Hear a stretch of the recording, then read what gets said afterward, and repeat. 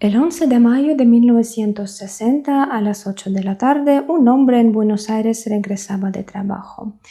Él se bajó de autobús, se encendió una linterna porque ya estaba bastante oscuro y se dirigió a su casa. Y de repente alguien le gritó en castellano: «Un momentito, señor». El hombre se dio vuelta y en ese momentito lo agarraron, lo metieron en un coche y lo llevaron en dirección desconocida. Durante una semana el hombre estuvo en un lugar desconocido y luego el 20 de mayo una delegación israelí de la aerolínea El Al llegó al aeropuerto de Buenos Aires para partir hacia Israel. Y entre los demás pasajeros, los pilotos llevaban a su colega enfermo, que según los papeles necesitaba una operación urgente en Tel Aviv.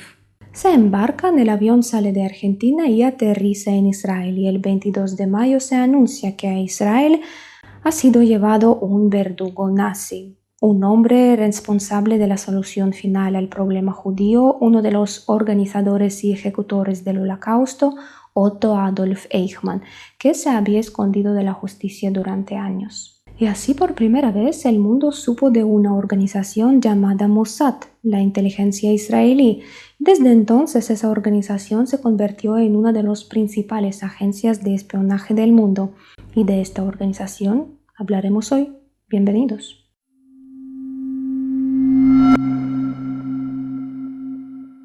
El caso de Eichmann fue una de las operaciones más destacadas del Mossad, sobre la cual la gente no conocía detalles hasta el siglo XXI.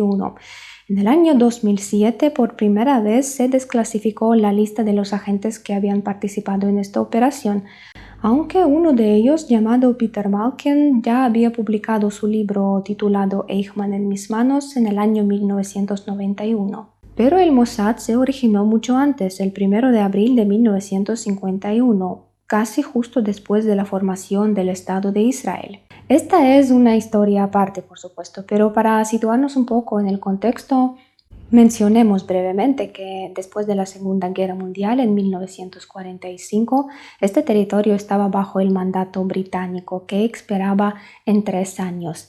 Y después de eso, según la decisión de la ONU, el territorio se dividió en 2 partes, formando 2 estados, Palestina e Israel, lo que fue rechazado por los países árabes vecinos. Y así, el recién formado Estado de Israel, cuyos habitantes apenas habían huido del Holocausto, se encontró otra vez rodeado de los enemigos y necesitaba defenderse.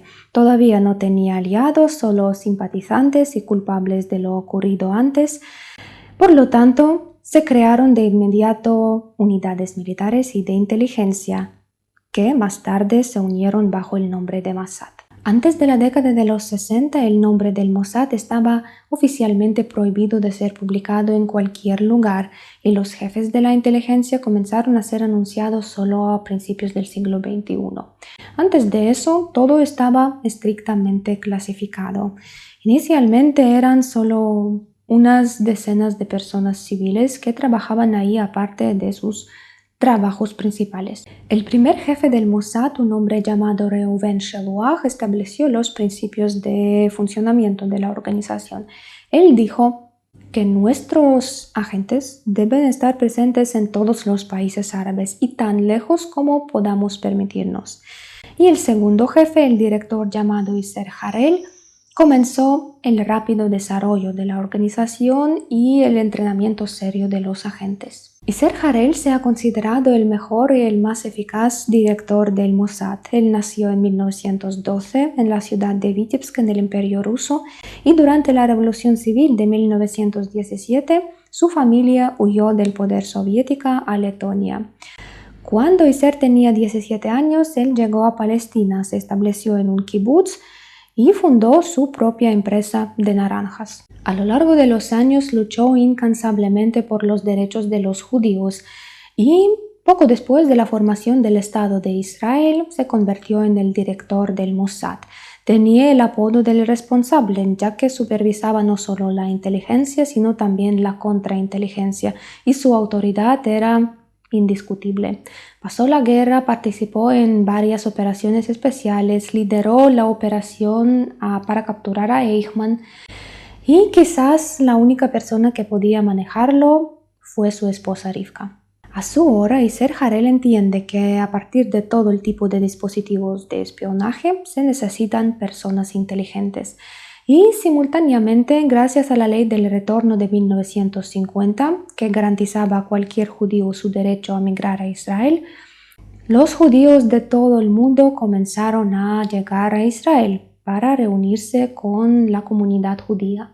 Es decir, los cerebros comienzan a fluir hacia el país, lo que siempre ha sido y sigue siendo el recurso natural más importante. Y claro, unos de esos nuevos ciudadanos también se convierten en agentes. Harel abordó la cuestión con inteligencia. Él dijo: necesito personas que sientan repulsión hacia asesinatos, pero sin embargo a quien se pueda enseñar a matar.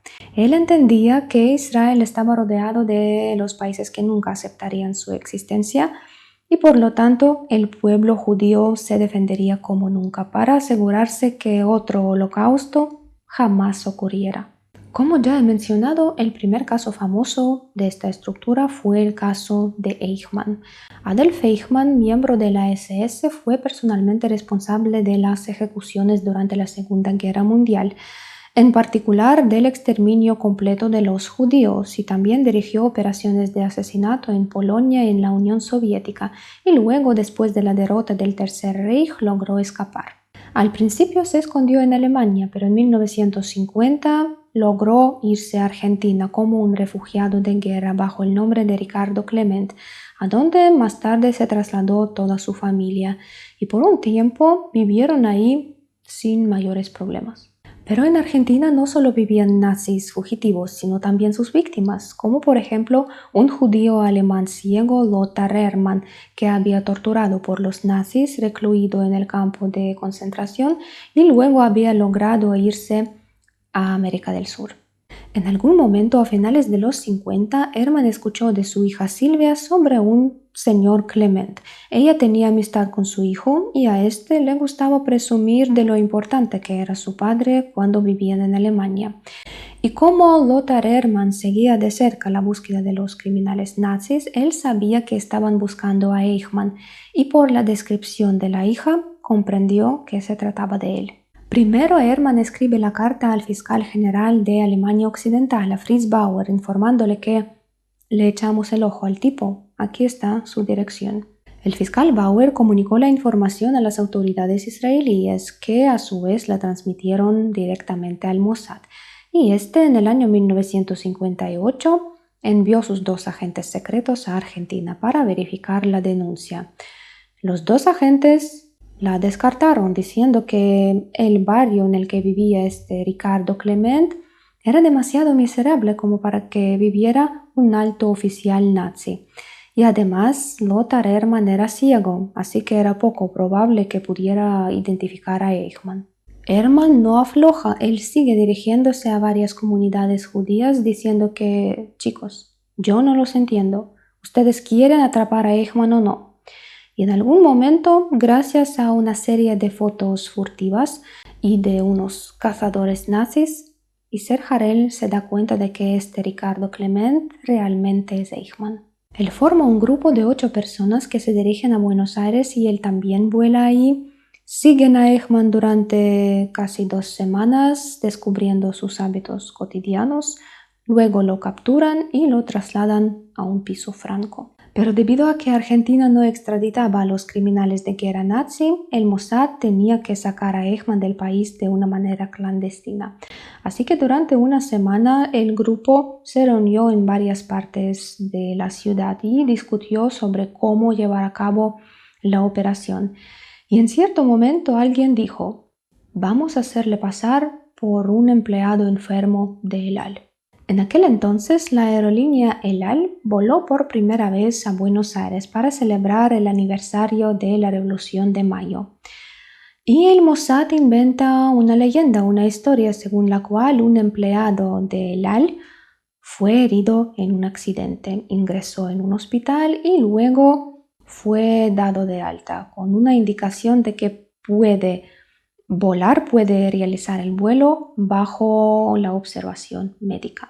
Y drogado, disfrazado, con pasaporte falso, Eichmann fue sacado del país y trasladado a Israel. A su llegada, el primer ministro de Israel, David Ben-Gurión, anuncia que Adolf Eichmann está en el país y luego será sometido a juicio. No menciona dónde lo capturaron, pero todos entienden que lo capturaron en Argentina, ya que se consideraba el paraíso nazi. Y Argentina expresa protestas diciendo que cómo es que sacaron a nuestro ciudadano de nuestro país. Y las relaciones diplomáticas entre los dos países se deterioran. Pero ya no pueden hacer nada. El crimen debe rendir cuentas por millones de personas asesinadas y se lleva a cabo un juicio público. Eichmann fue acusado de crímenes contra el pueblo judío, contra la humanidad y pertenencia a organizaciones criminales. En diciembre de 1961 se leyó su sentencia de muerte. Eichmann escribió una petición de clemencia, pero el primer ministro no la firmó y Eichmann fue ahorcado. Este proceso judicial conmocionó al mundo. La sociedad recordó las heridas de la Segunda Guerra Mundial y observó de cómo los responsables eran atrapados uno por otro y rendían cuentas por lo que habían hecho. Incluso como resultado de ese proceso surgió un libro titulado Eichmann en Jerusalén, escrito por la periodista Hannah Arendt, quien cubrió el juicio. En su libro, Hannah observó la idea de que siempre pensamos que el mal es perpetrado por supervillanos extraordinarios, pero Eichmann fue un tipo absolutamente común, que simplemente cumplía con su deber al igual que cualquier obrero lo hacía en una fábrica. Y con esta gran victoria, el Mossad continuó con sus operaciones secretas.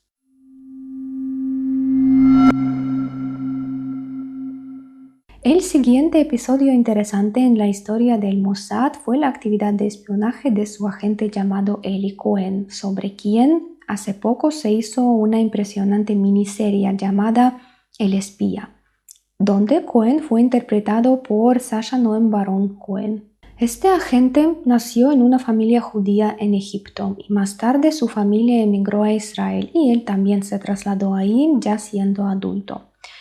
Y trató de unirse al Mossad, pero no era aceptado de inmediato, así que tenía varios trabajos diferentes.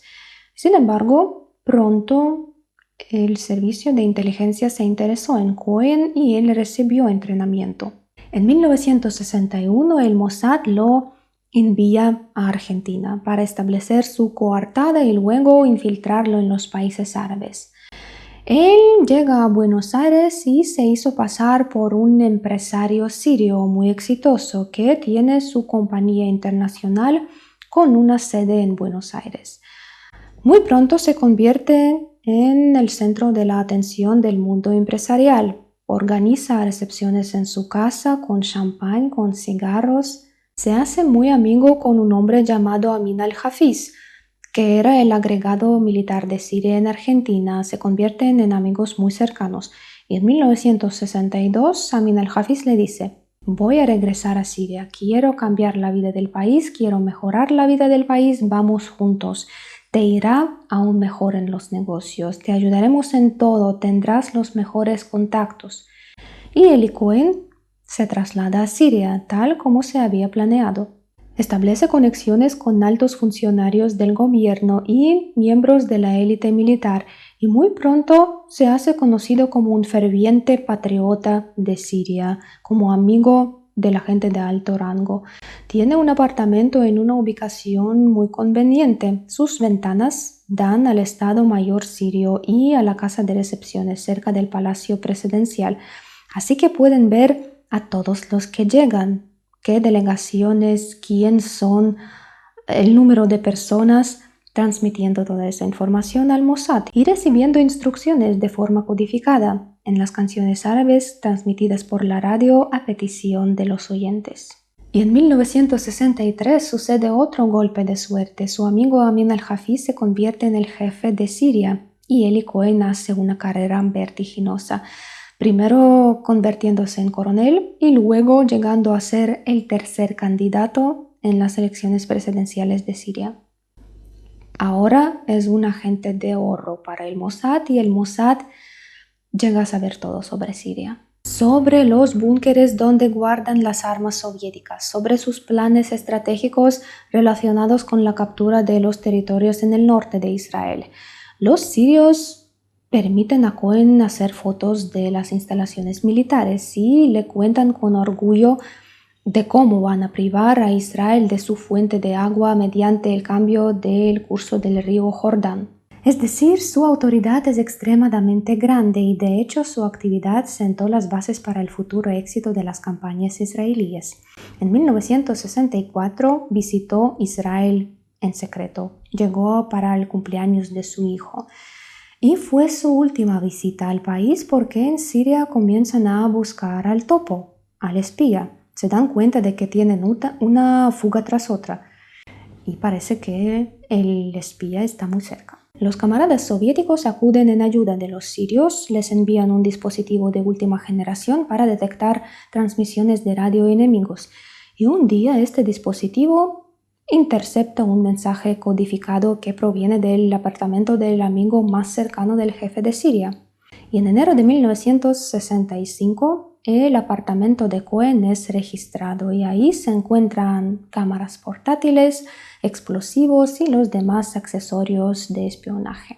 Cohen es arrestado y condenado a muerte. El Mossad busca formas de salvarlo, intenta negociar a través de intermediarios, pero sin éxito. Y en mayo de 1965, Cohen es ahorcado en la plaza central de Damasco. Su familia intenta recuperar el cuerpo, pero este fue enterrado en un búnker de cemento en una de las bases militares de Siria para que nunca fuera robado. Y solo en el año 2018, literalmente ayer, el reloj de pulsera de Eli Cohen fue robado o comprado por el Mossad y entregado a sus familiares.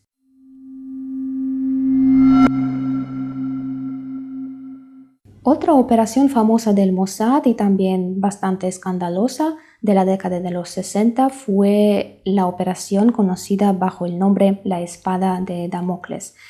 Comenzó en agosto de 1962 y estuvo dirigida contra los científicos y técnicos alemanes que anteriormente habían trabajado para el Tercer Reich en el programa de misiles sobre el arma de represalia. En los años 60 fueron reclutados para trabajar en Egipto, donde ya desarrollaban misiles programados para usar desechos radiactivos. La fábrica era conocida bajo el nombre de 333 y el Mossad comenzó a vigilar a los científicos y eliminarlos uno tras otro.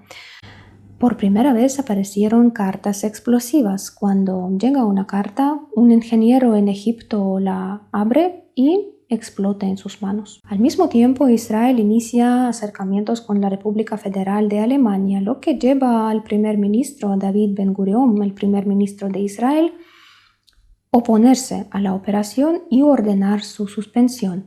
Él asegura al Mossad que los alemanes ya han retirado a sus científicos y ingenieros de Egipto. Pero el Mossad tiene otra información. Nadie ha retirado a nadie y no tiene intención de hacerlo. Así que a pesar de la orden del primer ministro, Yasser Harel, el director del Mossad, llevó a cabo la operación hasta su final. Y para finales del año 1963, junto con la presión diplomática, todos los científicos y ingenieros y técnicos alemanes habían sido expulsados de Egipto, después de lo cual Yasser Harel fue puesto en retiro. En 1966 hubo otra operación conocida como Diamante, que también se convirtió en un clásico del servicio de inteligencia. En 1961, Irak recibió un avanzado caza supersónico soviético nombrado MiG-21, y a su vez Israel intentó obtener sus planos, pero sin éxito. Para el año 1963, el MiG-21 ya se había incorporado en las fuerzas aéreas de Irak, Siria y Egipto. Y para el momento Israel todavía no se había obtenido los planos, así que el Mossad comenzó a planificar la operación del secuestro del avión. Reclutó a un piloto iraquí llamado Munir Redfa, que pertenecía a una familia de cristianos asirios. Y con las persecuciones que comenzaron a afectar a los cristianos en Irak, su familia Redfa, buscaba dejar el país, lo que fue el motivo principal de Munir para unirse al Mossad. Él había entrenado en la Unión Soviética, estaba volando este MiG-21 y estaba listo para secuestrarlo, con la condición de sacar a su familia de Irak. En la correspondencia entre el piloto y el Mossad, el avión se llamaba Diamante, por lo que este nombre se convirtió en el nombre de la operación.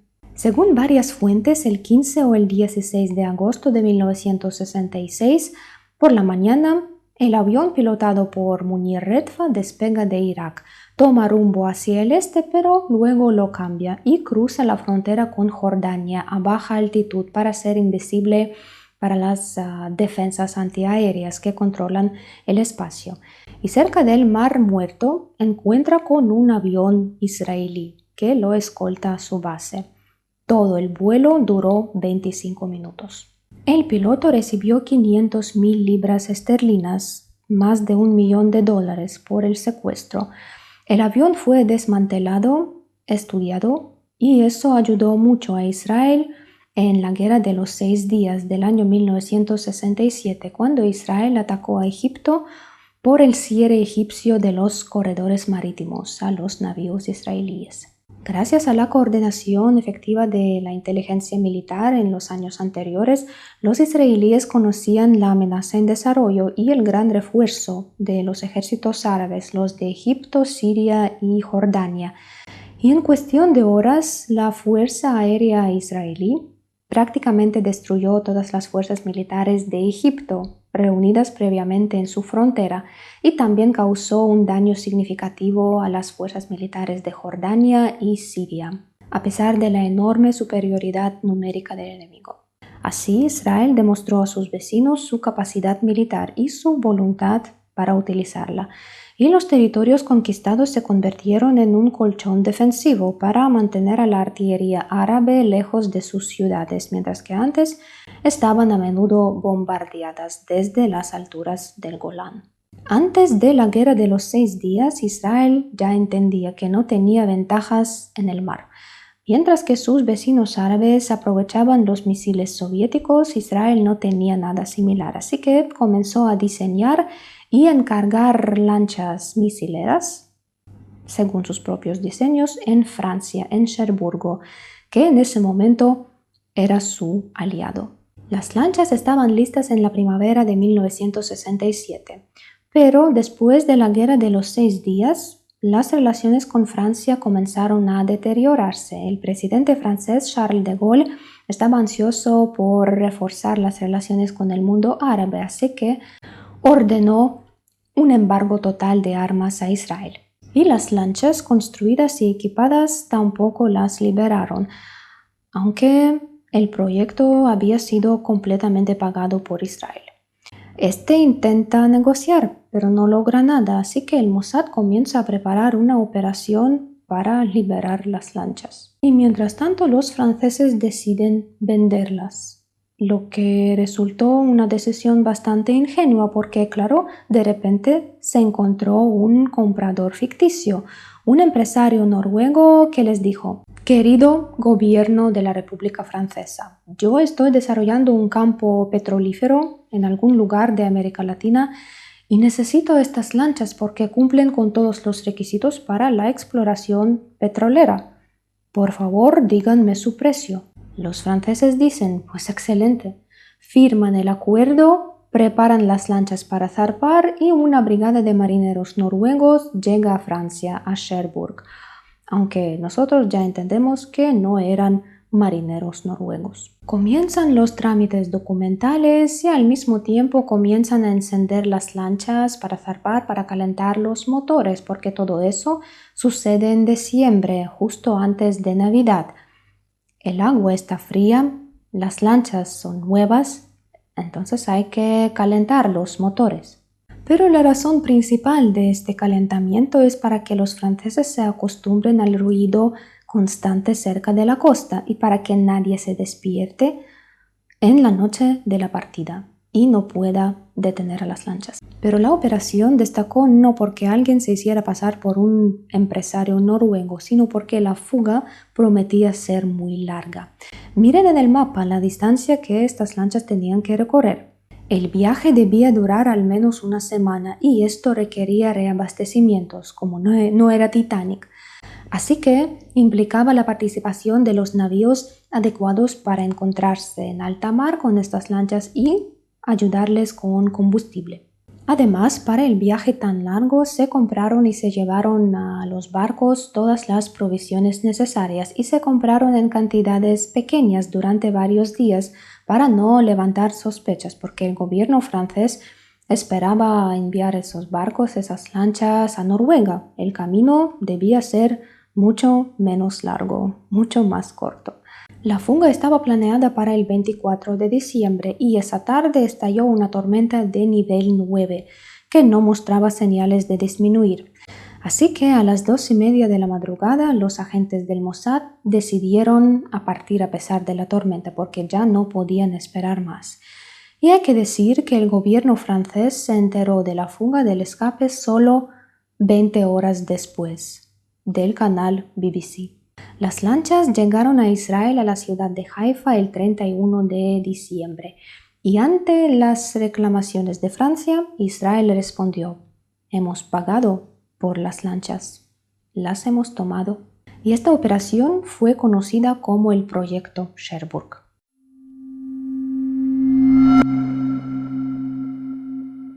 Otro caso exitoso, la operación para liberar a los rehenes de avión, se llevó a cabo en la primavera de 1972 y fue conocida como la Operación Isótopo. El 8 de mayo, un Boeing 707 de la aerolínea belga Sabena realizaba el vuelo Bruselas-Viena-Tel Aviv. En Bruselas, 4 terroristas, 2 hombres y 2 mujeres, subieron a bordo del avión con pasaportes falsos. Y tan pronto como el avión alcanzó altitud, el líder del grupo interrumpió a la cabina del piloto y anunció el secuestro del avión. Exigieron que el avión continuara su vuelo directamente a Israel y aterrizara ahí. El avión aterrizó en Tel Aviv y comenzaron las negociaciones. Los secuestradores plantearon sus demandas: la liberación de 315 combatientes palestinos encarcelados en las prisiones israelíes y su salida sin obstáculos del país. Y también los secuestradores exigieron que les proporcionaran alimentos durante la espera y se quedaron con todos los rehenes en el avión. Israel aceptó. Se suministra comida a bordo y al mismo tiempo unos agentes drenan el líquido de los sistemas hidráulicos del avión y luego dicen que es necesario llamar a los técnicos para revisar el avión para que todos puedan volar sin problemas. Los secuestradores aceptan y 16 agentes disfrazados de técnicos irrumpen en la aeronave. De hecho, fue una de las operaciones de rescate más legendarias porque duró 90 segundos.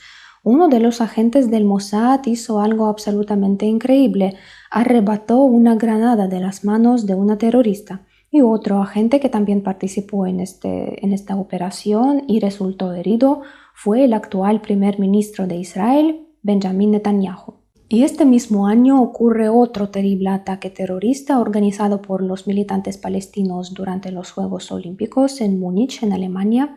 Creo que todos han oído hablar de ello porque se han hecho muchos documentales y muchas películas sobre el evento. Durante los Juegos Olímpicos en Múnich en 1972, un grupo terrorista llamado Septiembre Negro tomó como rehenes los atletas israelíes e intentó intercambiarlos por los palestinos encarcelados en las prisiones de Israel y de Europa Occidental. El Mossad ofreció sus servicios a los alemanes para liberar los rehenes, pero estos no aceptaron ni negociaron con los terroristas durante casi un día. La prensa alemana cubría los acontecimientos por televisión y así los terroristas vieron todas las posiciones de combate de la policía y por eso mataron a algunos rehenes durante las negociaciones. Y luego los alemanes realizaron un asalto fallido, resultando en la muerte de los demás rehenes. Y existe una leyenda histórica según la cual, después de lo sucedido, Golda Meir, la gran primera ministra de Israel, llamó al jefe del Mossad, a Tzvi Samir, y le dijo: envía a los muchachos.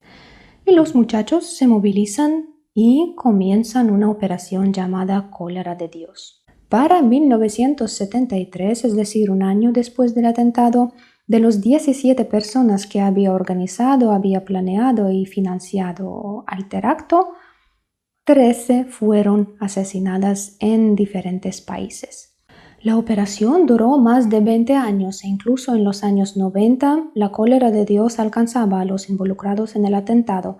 Y sin embargo, la misión no se completó porque el ideólogo y el organizador del atentado, Abu Daoud, logró mantenerse ileso y murió de las causas naturales a la edad de 73 años en 2010 en Damasco. Además de las críticas ambiguas por parte de la sociedad, uno de los agentes antiguos del Mossad, Viktor Ostrovsky, una vez dijo que el esfuerzo que el Mossad había hecho para encontrar a todos los involucrados, a todos los culpables del atentado, restó sus energías, por lo que no se asimilaron las señales de advertencia que precedieron a la guerra de Yom Kippur, que los cogió a todos por sorpresa. Esta guerra se preparó durante mucho tiempo y comenzó con un ataque de los ejércitos sirios y egipcios durante la festividad judía de Yom Kippur, el día de descanso, ayuno y oración para todos los judíos. Las tropas egipcias y sirias cruzaron las líneas de alto el fuego en la península de Sinaí y en los altos del Golán y continuaron avanzando hacia el interior de Israel. Al mismo tiempo, casi simultáneamente, las radios de Damasco y del Cairo anunciaron que fue Israel quien había comenzado la guerra y que sus acciones simplemente fueron operaciones de represalia. Israel estaba de desventaja en términos de fuerzas en todas las posiciones. Estaba librando una guerra prácticamente contra todo el mundo árabe, al que la Unión Soviética suministraba armamento y Cuba también les proporcionó más de 3.000 soldados. Pero después del shock inicial y de las pérdidas significativas, Israel rápidamente movilizó sus fuerzas armadas. Los comandantes en el campo tomaban decisiones muy efectivas, lo que les permitió cambiar la situación y pasar de la defensa al ataque. Los Estados Unidos apoyaron a Israel y negociaron con la Unión Soviética. Y anteriormente, en 1962, el mundo ya había estado al borde de una guerra nuclear y ahora, otra vez, los líderes soviéticos amenazaban con consecuencias más graves si Israel continuaba con sus ataques contra los amigos árabes. Y bajo esta presión diplomática, el 25 de octubre, los combates cesaron. Según varias fuentes, la guerra terminó con la victoria militar de Israel, y aunque ni el ejército egipcio ni el de Siria no fueran derrotados, el ejército israelí prácticamente se encontraba a las puertas de sus capitales. Las pérdidas humanas fueron inusualmente grandes. Israel perdió 8.000 personas muertas y 20.000 personas heridas y mutiladas. Y Siria y Egipto juntos perdieron 18.500 personas muertas y 51.000 personas mutiladas y heridas. En 1974 se realizó un intercambio de prisioneros. 56 israelíes fueron intercambiados por 382 soldados árabes. Posteriormente, la primera ministra de Israel, Golda Meir, escribió en sus memorias: en Londres se convocó un congreso de liderazgo de la Internacional Socialista y todos asistieron. Y como yo pedí que se convocara esta reunión, la inauguré yo. Di un largo discurso y al final dije: a la luz de todo esto, simplemente quiero entender qué es el socialismo. Pero todos guardaron silencio y entonces un hombre detrás de mí, no quise darme la vuelta para no avergonzarlo, dijo muy claramente: claro que no pueden hablar. Tienen la garganta llena de petróleo. Luego se inició una discusión, pero en realidad ya no había nada más que decir. Todo había sido dicho por esa persona.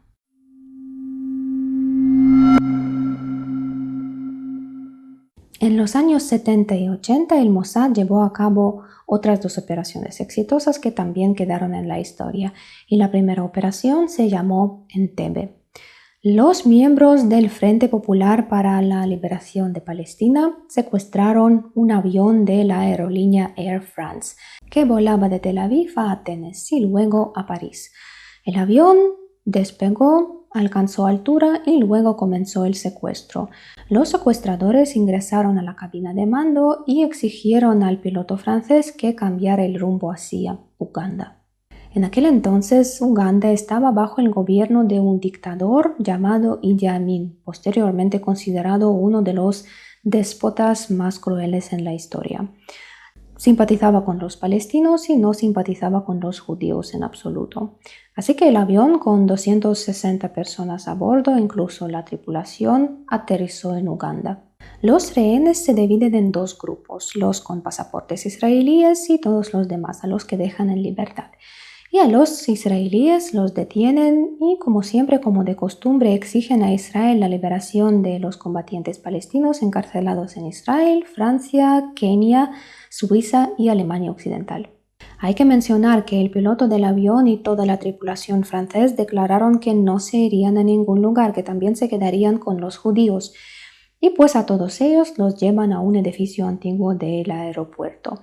Israel inicia negociaciones y al mismo tiempo el Mossad planea una operación de rescate. Pero miren el mapa, ¿dónde está Tel Aviv y dónde está Uganda? Son 3.500 kilómetros de distancia y para rescatar a la gente como mínimo hay que volar ahí y luego regresar. Es decir, habrá que repostar combustible en algún lugar. Y era evidente que a pesar de las simpatías hacia los rehenes, pocos países del este de África querían provocar la ira de Idi Amin, porque en aquel entonces Uganda superaba a sus vecinos militarmente. El Mossad evaluó diversas opciones y se decidió por Kenia, el vecino inmediato de Uganda. Ahí existían comunidades judías e incluso influentes empresarios judíos que ejercieron presión económica y política sobre el presidente de Kenia, sobre Jomo Kenyatta, que dio su consentimiento para que los aviones de Israel cruzaran el territorio, pues cruzaran el espacio aéreo de Kenia e incluso aterrizaran en su territorio. Y así comienza una operación completamente única. 4 aviones despegan de Israel, cruzan África, aterrizan en Kenia, se reabastecen ahí y luego vuelan a la vecina Uganda. Uno de los aviones vuela con la escotilla ya abierta porque tan pronto como aterriza, desde ahí salen unos varios Land Rovers y un Mercedes negro y se dirigen a toda velocidad al aeropuerto antiguo. Así el Mossad quería crear la impresión de que era el convoy del presidente de Uganda, de Idi Amin. Se acercan al puesto del control y el guardia recuerda que recientemente el presidente Idi Amin ha cambiado su Mercedes negro por uno blanco, así que detiene el convoy para verificarlo y de inmediato todos los guardias en el puesto son abatidos con armas de fuego o con silenciadores y el convoy continúa a toda velocidad. 32 comandos israelíes irrumpen en el terminal y comienzan un tiroteo, matando a todos los terroristas y a los soldados ugandeses que los protegen. Mientras tanto, otros aviones israelíes aterrizan también, formando un perímetro defensivo. Los refuerzos salen de estos aviones y destruyen los aviones ugandeses que estaban en el aeropuerto para evitar que interfieran con la salida. El tiroteo duró 1 minuto 45 segundos. Luego los rehenes fueron embarcados en los aviones y estos despegaron. Así fue la operación. Según los testimonios de los que participaron en esta operación, el 2% fue planificado y el 98% fue pura improvisación. Liberaron y llevaron a Israel a 102 rehenes. 5 comandos resultaron heridos y el teniente coronel, el comandante del grupo, Jonathan Netanyahu, el hermano mayor del actual primer ministro, fue el único comando que murió. También murieron 3 rehenes que quedaron atrapados en el fuego cruzado y una rehén murió 24 horas después. Era una de los pasajeros que se había sentido mal después del secuestro y la habían llevado al hospital, así que ella no estaba en el aeropuerto en el momento del rescate. Y luego, por orden de Idi Amin, del presidente de Uganda, los soldados ugandeses llegaron al hospital y asesinaron a esta mujer, así como a los médicos que intentaron impedirlo. Posteriormente, Idi Amin ordenó matar a los kenianos que vivían en Uganda en represalia contra Kenia por ayudar a Israel durante la operación. Mataron a 245 personas y más tarde murieron 13 personas de diversas nacionalidades en una explosión de un hotel en la capital de Kenia. Este hotel pertenecía a un empresario judío. La siguiente historia relacionada con el Mossad resultó ser escandalosa. En 1985, un técnico nuclear israelí de origen marroquí llamado Mordechai Vanunu, que trabajaba en el Centro de Investigación Nuclear en Israel, una vez vio su nombre en la lista para ser despedido. Y entonces él llevó una cámara al recinto protegido. Tomó 57 fotos de secciones secretas y luego recibió una indemnización y partió al extranjero. El año siguiente, Vanunu reveló a un corresponsal del periódico Sunday Times que Israel tenía un programa nuclear. Pero antes de que el periódico publicara el artículo, Vanunu fue secuestrado por agentes del Mossad y encarcelado por la traición de la patria. Pero ¿cómo lograron hacerlo tan rápido?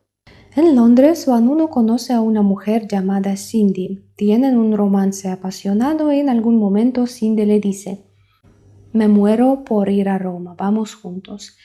Y por supuesto ellos van a Roma, donde los agentes del Mossad ya los esperan y capturan a Vanunu en un hotel, llevándolo a Israel y encarcelándolo por 18 años. Resultó que Cindy era una agente del Mossad llamada Cheryl Bentov. Mordechai fue liberado en 2004 y hasta el día de hoy se le prohíbe usar teléfonos portátiles, salir de Israel y hablar con los extranjeros. Por eso escribe libros, recibe algunos premios de los derechos humanos de varias organizaciones y frecuentemente discute con el gobierno israelí, defendiendo sus derechos a partir a cualquier lugar y comunicar con cualquier persona, pero hasta ahora sin éxito. Otra mujer que también se consideraba la perla del Mossad fue Amina al-Mufti, de origen circasiano. Ella nació en Jordania en una familia adinerada, se formó en medicina en Austria, donde también conoció a su futuro esposo, a un piloto de la Fuerza Aérea Israelí, con quien luego se mudó a vivir a Israel. Pero en enero de 1973 las Fuerzas Armadas sirias derribaron el avión de su esposo y él se presumió muerto. Y Amina, para vengar a su esposo, inició actividades de espionaje y solicitó unirse al Mossad. Al recibir entrenamiento, Amina fue enviada a Líbano para trabajar de doctora voluntaria en los campos de refugiados. Y ahí ella conoció muchos combatientes palestinos y ganó su confianza. Era increíblemente inteligente y atractiva. Incluso llegó a dirigir varios grupos israelíes que en ese momento actuaban en Beirut. Pero en 1975 la descubrieron y Amina desapareció y no se supo nada de ella durante 5 años. Más tarde averiguaron que la mantenían en una cueva, que la torturaban y no podían decidir qué hacer con ella. Y finalmente, a cambio de su liberación, los libaneses exigieron la liberación de 2 palestinos encarcelados en Israel. Y el intercambio tuvo lugar en 1980 en Chipre. Amina se sometió a un largo tratamiento médico debido a los daños que había sufrido en esa cueva y luego trabajaba de psicóloga en un centro médico en Israel. Después de la firma del Tratado de Paz entre Jordania e Israel, Amina quiso visitar a sus padres en Amán, en la capital de Jordania, y luego decidió quedarse ahí. Falleció en 2008 a la edad de 69 años. Y para terminar hay que mencionar otra operación muy importante, o más bien dos operaciones que el Mossad llevó a cabo en los años 80 y en los años 90. En 1984, en Etiopía, la situación económica y política era muy grave. En algún momento había una serie de guerras civiles y conflictos con los vecinos, y los servicios de inteligencia de este país iniciaron una cacería de los judíos etíopes, conocidos como falashas, e Israel decidió evacuarlos. Durante 45 días, el Mossad llevó a cabo una operación llamada Moisés, evacuando la gente en barcazas, en aviones alquiladas a través de compañías ficticias. Incluso muchos fueron rescatados mediante pagos al gobierno local y como resultado Israel logró evacuar hasta 18.000 personas.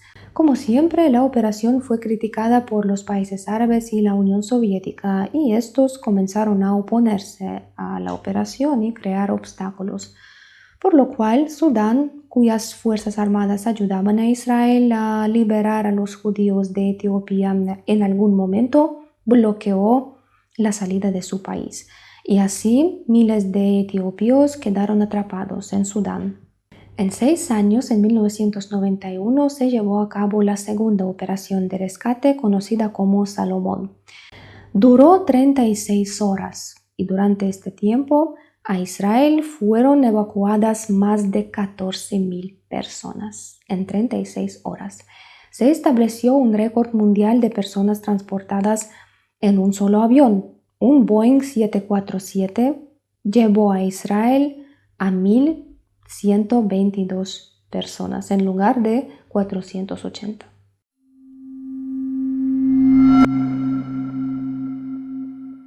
A partir de los años 90, cada vez menos información sobre el Mossad y su actividad llega a la prensa. Por un lado, se dice que el servicio de inteligencia ya no opera tan eficazmente como antes, porque ¿qué tipo de inteligencia eres cuando todos saben de ti y se hacen películas sobre tus actividades y tus operaciones?